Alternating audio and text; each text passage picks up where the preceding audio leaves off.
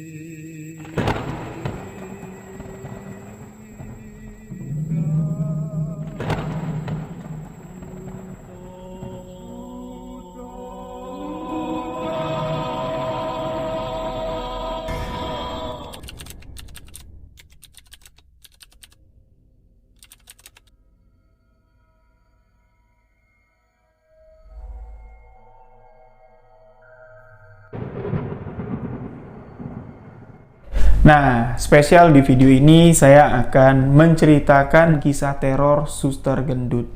Kejadian ini terjadi atau berlatar waktu di tahun 2000 yang lalu. Masih terjadi di kota Jambi. Di tahun 2000, Bang Iqbal ini SMP, dia bilang. Nah, di Jambi itu ada salah satu rumah sakit. Namun rumah sakitnya sekarang ini udah tutup. Alasan rumah sakit itu tutup itu banyak sekali. Mulai ada yang mengatakan kalau rumah sakit itu sudah terlalu tua. Ada juga yang mengatakan kalau rumah sakit itu angker. Angkernya pakai banget. Dan ada juga yang mengatakan rumah sakit itu fasilitasnya sudah tidak memadai lagi. Nah, jadi Bang Iqbal ini memiliki seorang teman perempuan yang bernama Mbak Fani. Nah, Mbak Fani ini itu bukan berasal dari kota Jambi. Ayahnya bekerja di salah satu perusahaan BUMN yang mana dulu sebelum pindah ke Jambi, ayahnya ini bertugas atau dinas di salah satu daerah di Jambi itu namanya Bajubang. Dari Bajubang, ayahnya si Fani ini dimutasilah untuk pindah ke kota Jambi. Nah, yang namanya orang BUMN, setiap pindah-pindah itu pasti difasilitasi dengan rumah dinas. Kebetulan, rumah dinas ayahnya si Fani yang baru pindah dari Bajubang menuju ke kota Jambi itu terletak pas sekali bersebelahan rumah sakit yang sudah tutup ini. Nah, di tahun 2000, rumah sakit itu masih beroperasi. Jadi, komplek atau rumah dinas yang ditempati Fani dan keluarga itu ada 6 rumah. Namun hanya satu rumah yang dihuni, yaitu rumah keluarganya si Fani. Rumah itu besar. Komplek itu bagus lah, tapi sepi. 5 rumah yang ada di sana kosong. Rumah ke-6 yang ditempati keluarga Fani itu bersebelahan rumah sakit yang angker ini. Ya, di tahun 2000 rumah sakit itu masih beroperasi. Jadi ketika keluarga si Fani ini baru pindah ke sana, banyak nih warga yang bersosialisasi dengan keluarganya Fani karena mereka ini warga baru di daerah itu. Warga-warga yang datang ini mengingatkan kalau nanti ada sesuatu yang terjadi berasal dari rumah sakit sebelah, jangan anggap serius. Itu adalah hal yang wajar yang sering kami alami warga-warga yang tinggal di sekitar sini. Jadi keluarganya Fani ini bertanya, memangnya ada apa? Nanti kalian bakal tahu sendirilah apa yang ada di rumah sakit sebelah. Memang apa? Kan rumah sakit sebelah normal ya, layaknya seperti rumah sakit pada umumnya. Di situ ada pos security, di situ ada perawat, di situ ada kamar-kamar rawat, lengkap lah, semuanya ada. Memang cuma terlihat rumah sakit itu tidak terawat dan lumayan sepi. Itu yang diungkapkan oleh keluarganya Fani. Tapi warga ini nimbal lagi ya, nambahin lagi, gangguan dari rumah sakit sebelah itu gangguan dari makhluk astral.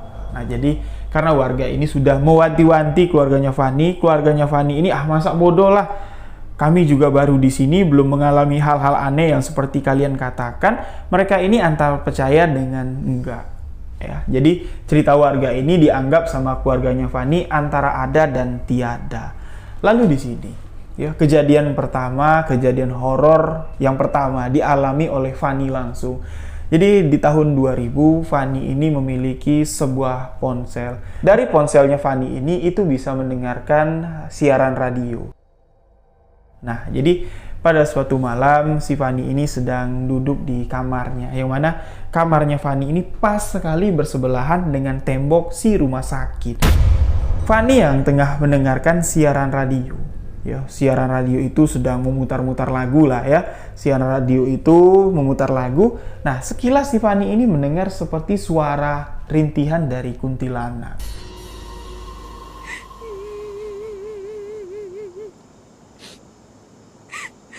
Suara itu berasal dari rumah sakit sebelah. Tapi pada saat itu, Fanny ini mengabaikan suara kuntilanak yang terdengar jelas. Rintihan kuntilanak yang didengar Fanny pada malam itu diabaikannya. Dia tidak menganggap suara itu benar-benar nyata dan Fanny pun tidur. Jadi di sini keluarganya si Fanny ini, dia keluar rumah, rutin lah keluar rumah, bersosialisasi juga dengan warga setempat. Hingga pada suatu hari, keluarganya si Fanny ini bertemulah dengan seorang security yang menjaga rumah sakit tersebut. Seperti biasa, seperti warga-warga yang kemarin mengingatkan keluarganya si Fanny, si security ini menceritakan beberapa kejadian misteri yang terjadi di rumah sakit tersebut dan mewanti-wanti keluarganya Fanny. Pak, Bu, Dek, nanti kalau kalian tinggal di rumah sebelah, kalau mengalami kejadian-kejadian aneh, itu jangan dianggap serius. Itu sudah lumrah terjadi. Nah, mendengar apa yang diucapkan oleh si security. Di sini Fanny bertanya, ya memang ada apa, Pak? Saya dengar gangguan dari makhluk gaib itu berasal dari rumah sakit ini. Iya, saya selaku istilahnya penjaga keamanan atau penjaga malam di sini. Sering di sini saya mengalami gangguan-gangguan dari makhluk astral. Tapi gangguan dari makhluk astral yang diceritakan oleh si security pada hari itu nggak detail. Cuma mengatakan gangguan saja. Lalu di sini keluarga Fanny pun mengiyakan, mengatakan kepada security, ya Pak, ya kalau nanti ada gangguan dari makhluk gaib, mudah-mudahan kami nggak kaget dan kami nggak takut. Dan mudah-mudahan juga gangguan itu cuma sekedar cerita dan tidak kami alami. Nah, pertemuan keluarga Fanny dengan si security ini pun berakhir pada hari itu.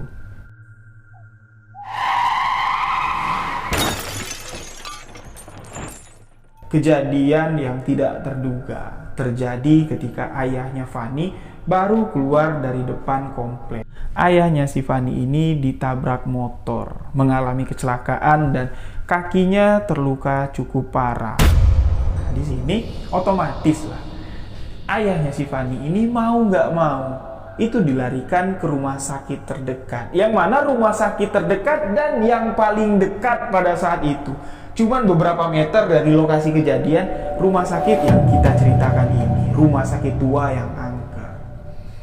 Lalu di sini dibawalah ayahnya si Fanny ini masuk ke ruang IGD. Nah, seperti biasa ya, layaknya seperti rumah sakit pada umumnya. Rumah sakit itu ada ruang IGD, ada ruang unit gawat darurat, di situ ada perawat, di situ ada suster, lengkap lah semuanya. Tapi pada saat itu ketika ayahnya Fanny masuk rumah sakit itu, pasien atau orang yang dirawat di sana itu cuma satu-satunya ayahnya Fanny. Semua kamar rawat yang ada di sana kosong. Mau nggak mau, ayahnya Fanny ini karena kakinya terluka cukup parah dirawat di sana. Di malam pertama masa perawatan ayahnya Fanny di rumah sakit angker tersebut. Karena si Fanny ini anak tunggal, ya. Fanny mau nggak mau harus ikut ngejagain ayahnya di rumah sakit. Kalau Fanny di rumah sendirian, lebih mengerikan lah dia bilang. Jadi dia ikut ibunya ngejaga ayahnya di rumah sakit. Di malam pertama ayahnya dirawat. Di sini Fanny langsung diganggu oleh makhluk gaib, makhluk astral yang menghuni rumah sakit tersebut. Gangguan pertama di rumah sakit dialami oleh Fanny. Jadi ini udah malam nih ya. Ayahnya Fanny ini sudah dirawat, kakinya sudah diobatin, namun harus dirawat inap di sana. Pada saat sekitar jam 8 malam, ada seorang suster masuk untuk mengecek infusnya udah habis belum. Ayahnya Fani ini harus dikasih obat, suster itu pun mengganti infus yang sudah habis. Nah, jadi infus itu udah diganti nih, udah jelas-jelas diganti. Suster itu pun keluar, mempersilahkan ayahnya Fani istirahat, dan Fani dan ibunya juga yuk istirahatlah mereka, karena hari itu adalah hari yang sangat melelahkan sekali dan hari yang sangat mencemaskan, mendebarkan. Karena ayahnya kecelakaan secara tiba-tiba waktu keluar dari komplek mau sepedaan. Nah, jadi ibunya tidur di sebelah ayahnya, ya di samping ranjang ayahnya. Si Fani ini tidurlah, ya di bangku panjang, di dekat jendela, di dekat pintu masuk. Namun pada malam itu Fani ini nggak bisa tidur, ya. Dia keluarlah, Bu, aku keluar sebentar ya. Mau keluar kemana? Nggak, nih, di depan kamar aja. Di depan kamar itu ada bangku. Nah, idahlah, kamu di situ nggak apa-apa lah. Tapi jangan malam-malam masuk, angin malam nggak baik, kata ibunya. Jadi si Fani ini keluarlah, duduk di bangku. Nah, di rumah sakit itu, ya, dari pintu masuk itu ada ruang IGD. Di depan ruang IGD itu ada seperti ruang resepsionis lah ya. Di situ ada suster jaga. Masuk ke sebuah lorong yang cukup gelap. Barulah di situ berjejer kamar rawat, dan di tengah-tengah rumah sakit itu ada lapangan voli. Tapi lapangan voli itu sudah nggak kerawat lagi. Lapangan voli itu netnya sudah nggak ada lagi, cuman ada 2 tiang yang berdiri. Nah, di tengah-tengah 2 tiang yang berdiri itu rumput ilalangnya sudah tinggi. Jadi ya sama sekali lapangan voli itu sudah tidak pernah digunakan lagi. Nah, Fani duduk pas di depan lapangan voli tersebut karena kamar ayahnya ini adalah kamar rawat yang nomor 1. Ya, kamar rawat pertama lah dari lorong tersebut. Dirawat di sana ayahnya. Malam itu Fani nggak bisa tidur, duduklah dia di bangku. Di depan Fani ini kan gelap lah. Kamar-kamar itu kosong semua. Yang dilihat sama si Fani itu cuma 2 tiang berdiri. Di samping tiang itu ilalangnya sudah tinggi-tinggi. Kembali si Fani ini mengeluarkan handphonenya, mendengarkan radio. Ketika si Fani ini sambil mendengarkan radio, Rani ini melirik ke arah 2 tiang yang berdiri, dan seketika di samping tiang voli yang berdiri, dia melihat sesosok suster yang sedang berdiri.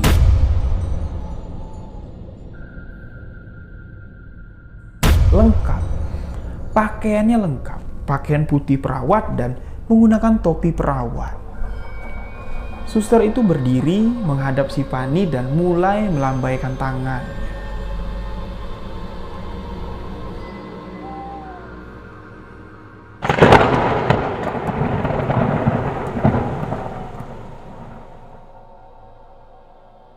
Seolah-olah suster itu memanggil Fani.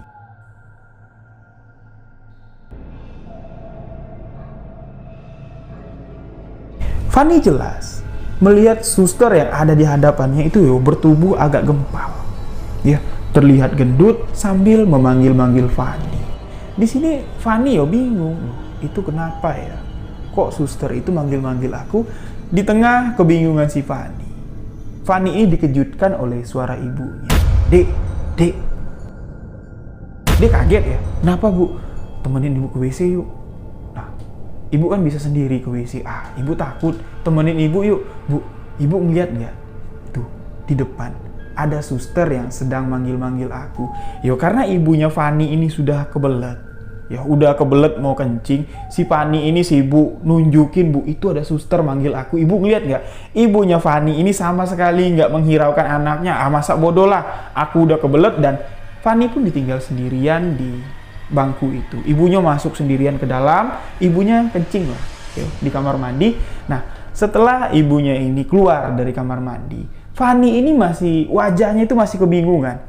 Masih menatap ke arah tiang, dan Fani mengatakan suster itu masih melambaikan tangan, masih manggil-manggil Fani, tapi ibunya Fani langsung menyeret anaknya. Udah malam, masuk ke dalam. Nah, sesampainya di dalam, ibunya Fani ini kan bingung. Kamu tadi ngomong apa sih?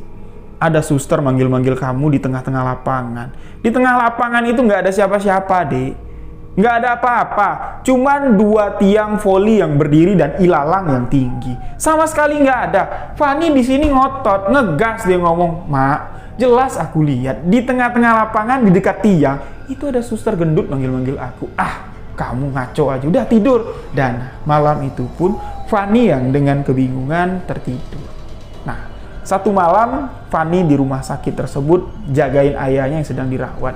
Kejadian misteri sudah dialami langsung sama si Fani, tapi dia ini belum jelas. Ya, sosok suster itu siapa? Apakah itu memang suster yang benar-benar manusia? Apakah makhluk gaib? Di situ Fani belum jelas. Dan di malam kedua, lagi-lagi di sini yang mengalami gangguan adalah Fani. Di malam kedua seperti biasa, suster masuk di jam 8 lah kurang lebih, mengganti infus ayahnya, memberi ayahnya obat, dan mempersilahkan ayahnya istirahat, dan keluarga itu pun istirahat. Di malam kedua, si Fani ini nggak berani lagi duduk di bangku depan ya, di bangku depan kamar ayahnya yang di depan lapangan voli itu, karena dia ragu. Yang aku lihat tadi malam itu manusia apa hantu. Karena ya Fani ini kan sudah mendengar lah ya, kisah horor atau kisah mengerikan dari rumah sakit itu, dia udah tahu, udah detailnya udah jelas. Bahkan si security ketika bertemu dengan keluarga Fani ini sudah mewanti-wanti. Nah, jadi dia nggak berani lah duduk sendirian di teras di bangku depan kamar ayahnya. Malam itu Fani mencoba untuk tidur lebih dulu. Tapi dengan keputusan Fani memilih untuk tidur terlebih dahulu, malah Fani ini diganggu dengan cara yang lumayan ekstrim menurut saya. Jadi malam sudah cukup larut.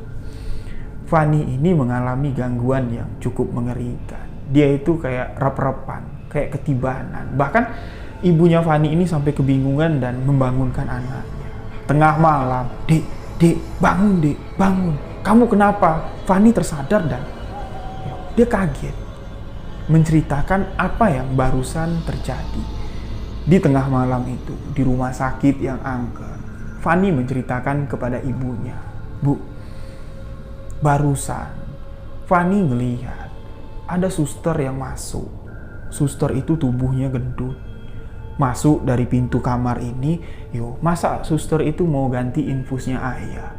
Fani bilang lah, "Loh, kok diganti lagi? Kan infusnya baru diganti tadi." Suster itu sama sekali tidak menggubris dan mengganti infus ayah. Tapi ketika suster itu mau menurunkan tabung infus, tiba-tiba si suster itu kayak menggelepar, jatuh dan nibanin tubuh Fani. Berat sekali, Bu. Sampai-sampai Fani itu nggak bisa bernapas. Yang ditiban itu bagian badan Fani sebelah sini. Berat sekali. Fani mau teriak nggak bisa. Fani mau napas nggak bisa. Suster itu menggelepar di atas badan Fani. Berat sekali, Bu. Dan ibunya Fani mengatakan, "Loh, Ibu sama sekali tidak melihat ada suster yang masuk. Kecuali di jam 8 malam tadi." Sumpah, Bu. Fani berani bersumpah. Kejadian ini nyata dan Fani mengalaminya sendiri. Kamu mungkin kebawa suasana mendengarkan cerita-cerita yang mengerikan di rumah sakit ini. Ya udah, kamu tidur. Jangan lupa, Nak, baca-baca sebelum tidur. Lagi-lagi di sini, ibunya Fani sama sekali tidak percaya dengan apa yang diceritakan anaknya. Malam kedua pun berlalu dengan mencekam. Dan di malam ketiga, Fani yang sudah penuh dengan keraguan, dia berniat untuk pulang ke rumah. Tapi ibunya malah nakut-nakutin. "Dek, kamu nggak dengar cerita dari warga? Kalau komplek tempat kita tinggal itu angker. Bukan cuma rumah sakit ini aja yang angker. Komplek sebelah pun juga angker. Kamu lihat, tidak ada orang dinas yang berani menempati rumah-rumah tersebut. Hati-hati kamu." Nah, karena ibunya nakut-nakutin, Fani ini nggak jadilah pulang ke rumah. Fani mengatakan antara dua lah. Ibunya ini nakut-nakutin atau ibunya takut tinggal sendirian di rumah sakit. Antara dua lah, Fani bilang. Jadi Fani ini ya udahlah, aku di sini aja lah, Bu, nemanin bapak. Di sinilah, biar kita bertiga di sini. Ibu juga iseng kalau cuma sendirian jagain bapak di sini. Dan di malam ketiga, kejadian yang tidak kalah mengerikan di malam kedua pun terjadi. Seperti biasa, jadwal suster untuk memberi obat dan mengganti infus itu tidak pernah telat. Sebelum jam 8 malam, suster masuk, ganti infus, ngasih obat, mempersilahkan keluarga itu untuk beristirahat. Nah, di malam itu, Fani ini tertidur cukup lelap. Karena malam kemarin tidurnya terganggu ya, karena dia rep-repan. Malam ketiga ini dia tertidur cukup lelap. Nah, ini ya menurut cerita dari ibunya Fanny dulu nih. Saya ceritakan. Menurut cerita ibunya Fanny malam itu tertidur sangat lelap sekali di kursi. Nah, di tengah malam ayahnya Fanny ini membangunkan istrinya. Bu, bangun bu. Ayah mau ke WC, mau kencing. Nah, otomatis ibunya Fanny ya langsung berdirilah membantu ayahnya Fanny yang belum bisa berjalan normal karena luka yang ada di kakinya itu sangat parah, bukan cukup parah, sangat parah lah. Jadi dibantulah ayahnya, dibopong sambil memegangkan ini ya tabung infus, dibopong lah ke kamar mandi. Ketika ibu dan ayahnya Fanny ini sedang berada di dalam kamar mandi, gangguan makhluk astral lagi-lagi mengganggu si Fanny. Menurut apa yang dialami sama si Fanny, dia dibangunkan oleh ayahnya. Dek, bangun dek. Fanny pun membuka mata, melihat ayahnya sedang terbaring di tempat tidur. Ayahnya memanggil, sini, tolong pijitin kaki ayah. Fanny yang masih ngantuk, dia berdirilah. Ya, sambil ngucuk-ngucuk mata, berjalan mendekati ayahnya, duduk di bangku sambil mijitin ayahnya. Ya, karena namanya orang ngantuk ya, mijit itu sambil tidur kayak gini. Terjaga lagi, mijitin lagi. Jelas, sosok ayahnya itu jelas. Yang dipijitin Fanny itu di bagian pahanya sini, ya, di bagian kakinya sini. Fanny terus memijit ayahnya. Dan Fanny ini kaget. Tiba-tiba dari belakangnya, ibunya Fanny ini memanggil. Dek, kamu lagi ngapain?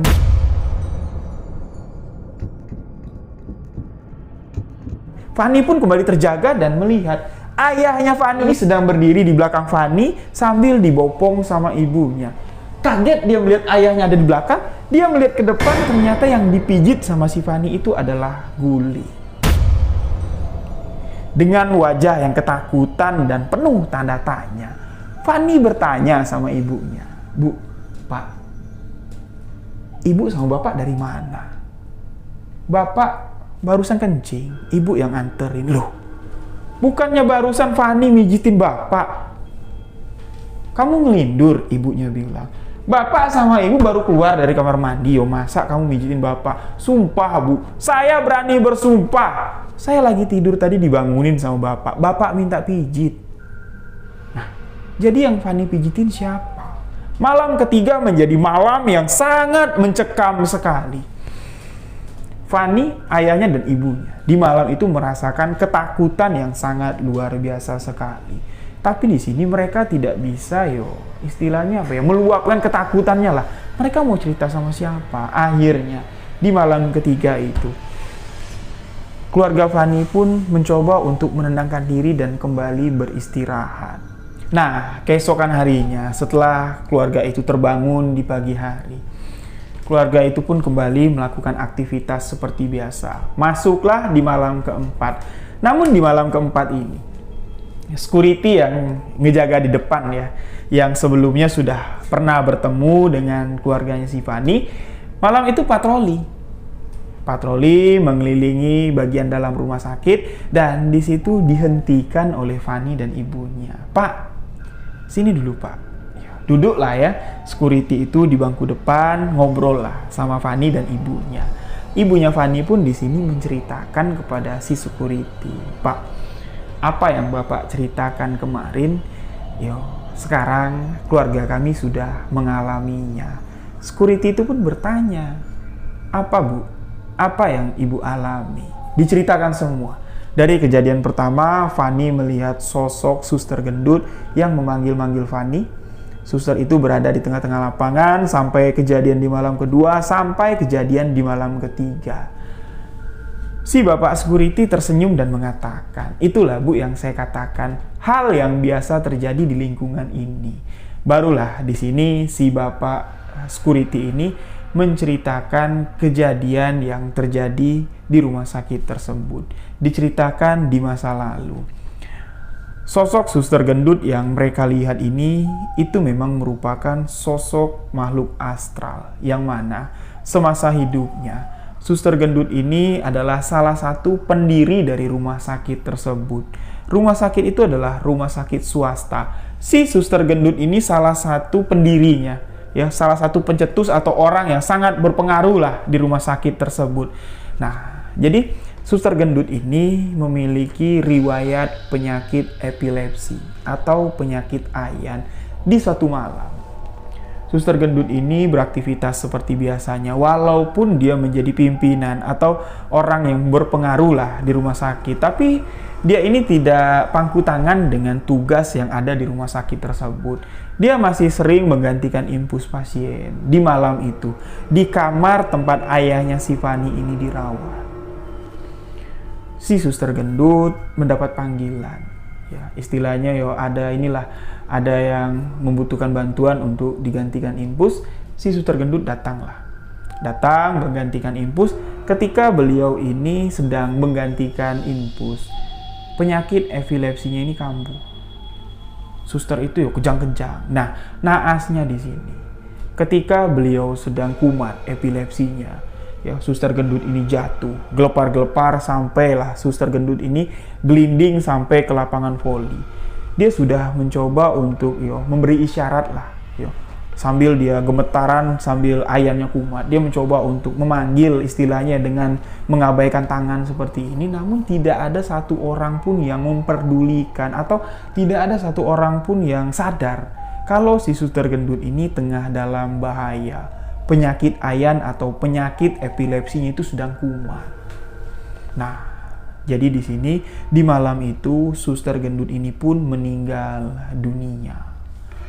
Nah, menurut cerita dari si security ini, sosok penampakan dari si suster gendut yang dilihat sama keluarganya Fani, ya, itu adalah arwah, ya, hantu dari suster gendut, pimpinan atau salah satu pendiri dari rumah sakit angker tersebut. Pak security pun di sini kembali menambahkan ceritanya kepada keluarganya si Fani.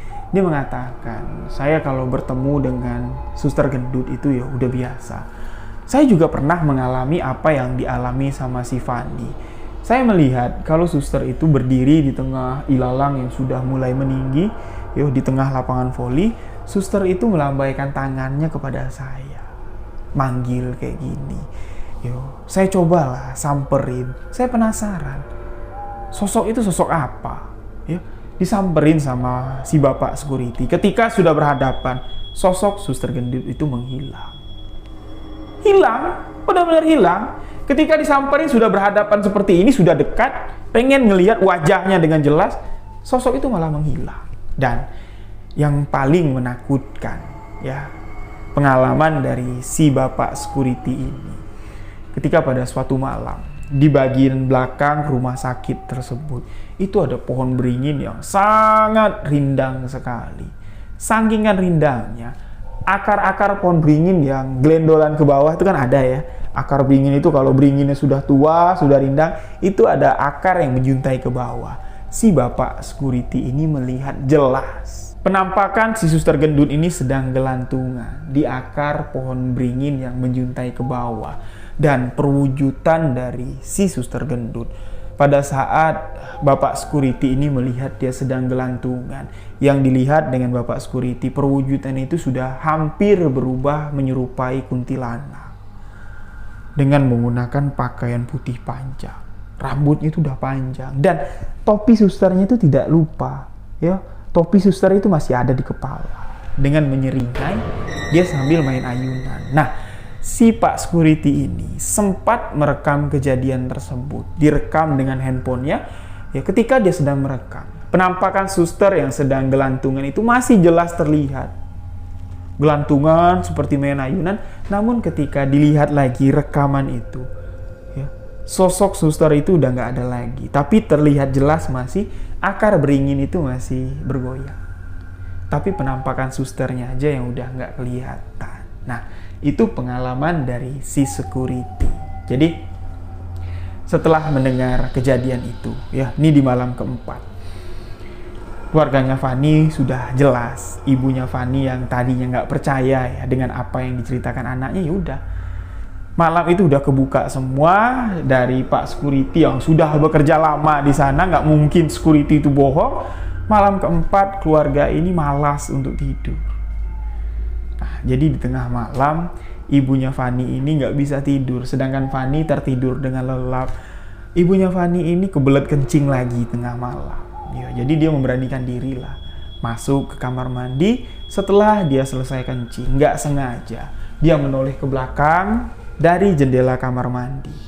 Ya, jendela kamar mandi itu kaca naku ya. Dari kaca naku itu jelas sekali. Di situ ada kepala yang melayang.